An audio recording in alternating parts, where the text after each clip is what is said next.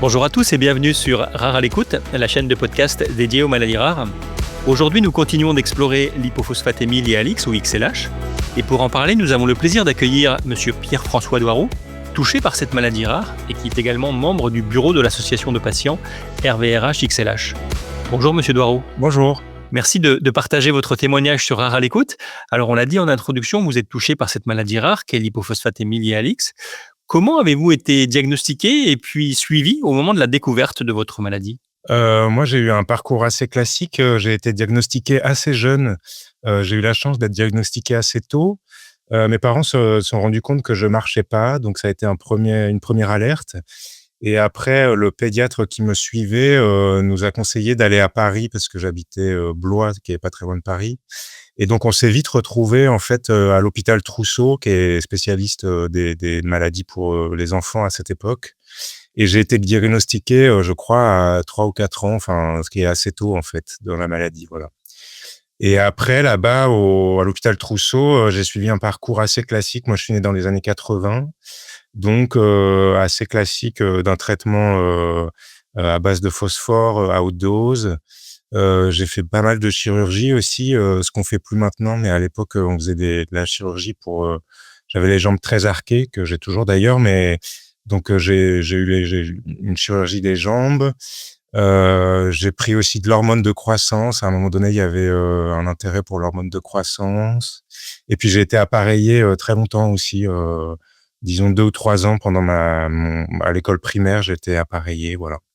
Donc j'ai eu un parcours, assez classique, de l'époque, je crois et j'étais assez suivi, j'allais à Paris, tous les 6 mois pour faire des bilans, rencontrer les chirurgiens ou les médecins et cetera, quoi. Voilà. Et lorsque nous avons préparé cette émission, vous nous avez indiqué qu'ensuite, aux alentours de la vingtaine et pendant plusieurs années, vous êtes un peu sorti du soin. Pour quelle raison?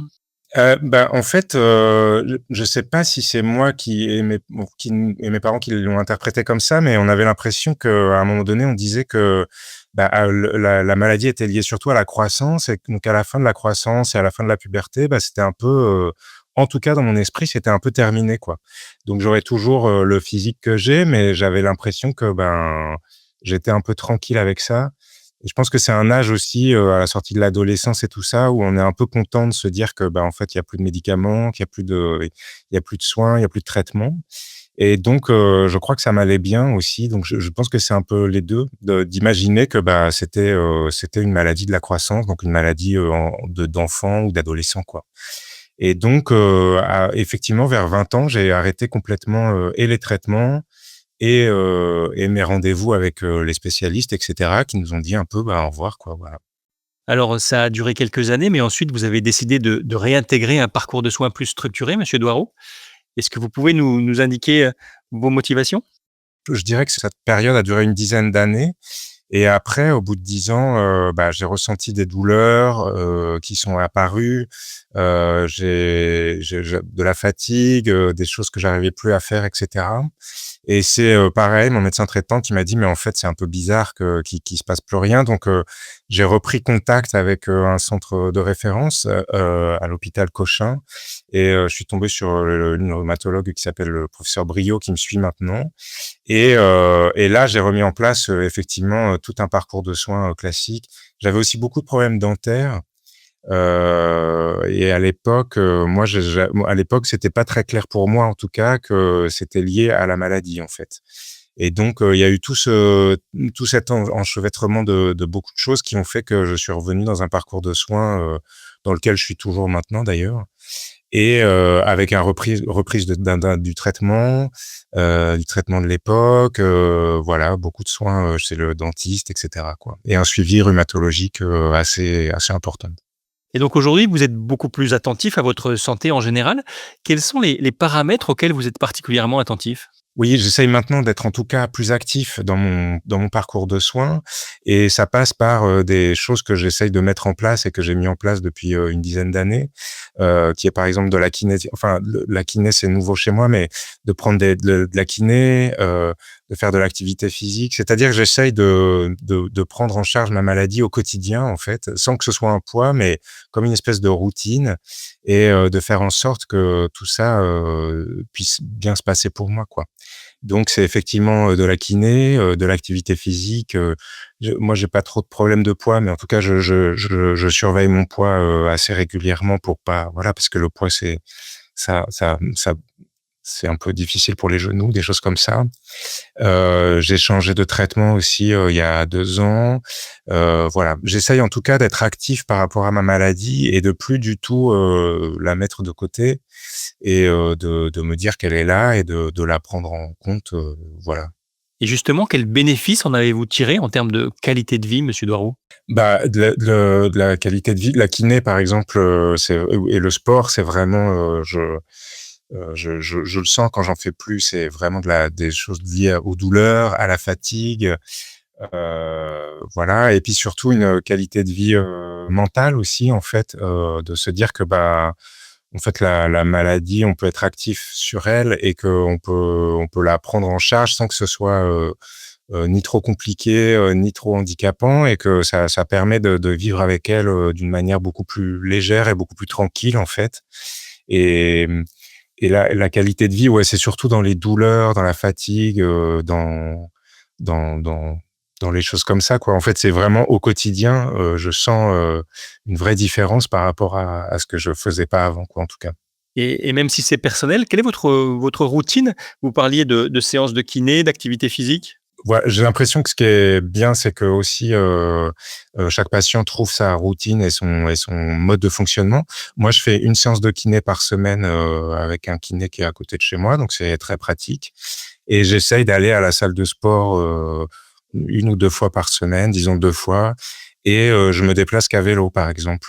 Comme la marche, c'est pas toujours, très facile pour moi ou je fatigue plus à la marche.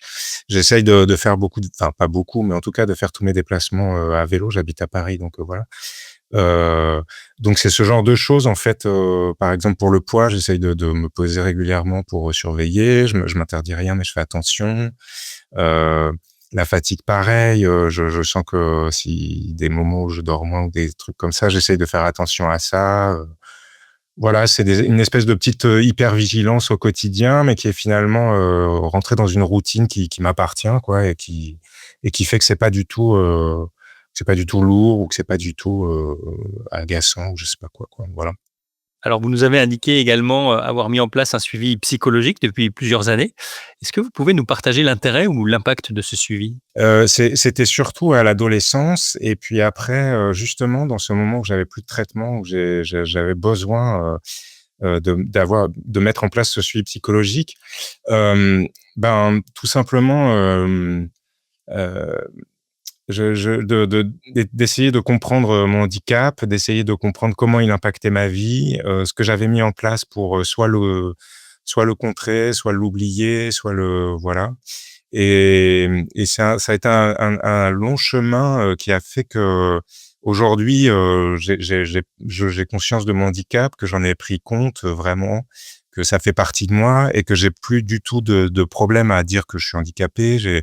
Depuis assez récemment, j'ai même demandé ma carte à la MDPH, la carte handicapée et ce chemin de suivi psychologique m'a plutôt permis de positiver, en fait, ma maladie sans pour autant, enfin, je veux dire positiver, l'accepter en tout cas et de comprendre un peu le chemin, même dans ma tête qui a fait qu'à un moment donné, j'ai voulu la cacher ou faire l'autruche avec ça et qu'aujourd'hui, ben, voilà, c'est ce chemin m'a permis de l'accepter, de la prendre en compte, d'imaginer qu'elle est avec moi et que voilà quoi, et que maintenant ça se passe mieux quoi. Mais c'est vrai que ça a été un long chemin, très important en fait dans mon développement, personnel, pour comprendre ce qui m'arrivait, pour aussi, je sais pas si c'est toutes les familles aussi comme ça, mais il y avait moi je suis le premier à visiblement, à avoir cette maladie en tout cas, qui est une maladie génétique, mais moi je pense que je suis le premier à l'avoir dans la famille. Donc il y a aussi tout un travail qui était très compliqué pour mes parents aussi, de culpabilité un peu, de voilà. Donc ça m'a beaucoup aidé, effectivement ce suivi psychologique, ouais. Merci Monsieur Doirou pour ce partage. Alors au final, est-ce qu'il y a un conseil que vous pourriez, recommander aux auditeurs qui nous écoutent? Le conseil, c'est vraiment j'ai l'impression de, moi je vais parler de moi parce que c'est ce qui m'a aidé moi, c'est d'abord s'écouter soi et puis de pas trop, de mettre en place des choses pour soi, en fait, et des petites choses qui peuvent être au quotidien, mais en fait, qui font que, ben, c'est moins ça paraît moins une montagne parce que c'est des petites choses qu'on fait tous les jours. De moi, ce qui m'a aidé, c'est de plus faire l'autruche aussi, mais c'est de ce que j'ai raconté avant, c'est-à-dire de se dire: «Bah, en fait, oui, je suis handicapé. Oui, j'ai ces problèmes-là, mais oui, il y a tout un parcours de soins qui est possible. Il y a des aidants partout et des soignants qui sont super et qui peuvent vous aider et vous accompagner». Et puis de pas subir la maladie, en fait, d'être un petit peu comme au-dessus d'elle, en fait, et de lui dire: «Bah, en fait, non, c'est moi qui gère et puis toi, tu vas me suivre, quoi». Ce qui m'a beaucoup aidé aussi, c'est de faire partie de l'association, parce que tout d'un coup, on rencontre d'autres patients qui ont les mêmes problèmes, mais à d'autres niveaux, à d'autres endroits, qui ont aussi des choses à dire, qui ont des idées à donner. Et ça, c'est vraiment, super, quoi, de savoir qu'en fait, on n'est pas tout seul, qu'il y a une communauté de patients qui partagent les mêmes choses, et que à des degrés différents, bah, il y a des choses qui sont difficiles et il y a d'autres choses qui sont super, et qu'il y a des choses super à mettre en place qui sont des petites choses, en fait. Par exemple, la kiné, moi, j'ai beaucoup, la kiné, je sais pas, j'avais pas envie d'y aller. Je me disais que c'était encore un médecin en plus, à aller toutes les semaines et tout, ça me faisait vraiment très peur. Et c'est 2 ou 3 membres de l'association qui m'ont dit: «Mais non, tu vas voir, en fait, c'est super, et puis tu y vas 1 fois par semaine, c'est une demi-heure, tu prends un kiné à côté de chez toi et ça devient une petite routine». Et en fait, le gain que tu vas avoir et le confort que tu vas avoir au quotidien, tu vas voir que ça va passer outre, en fait, ça va passer au-dessus, quoi. Et ce qui est le cas, par exemple. Donc si j'avais pas été dans l'asso, je pense que je serais pas encore chez le kiné, enfin des choses comme ça. Et voilà, c'est j'essaye de positiver les choses, en fait, et de prendre les choses, comme elles viennent, petit à petit, et en tout cas, de plus subir la maladie, quoi, d'être vraiment un acteur, actif d'elle. Et je crois que c'est ça, en tout cas, moi, qui m'a beaucoup aidé, en fait. Eh bien, merci mille fois, Monsieur Doireau, pour votre témoignage qui nous a fait mieux connaître cette maladie rare qu'est l'XLH et ce que vous avez mis en place pour améliorer votre qualité de vie. Si vous désirez aller plus loin dans la connaissance de cette pathologie, nous vous donnons rendez-vous sur notre site internet www.raralecoute.com où de nombreuses informations sont à votre disposition.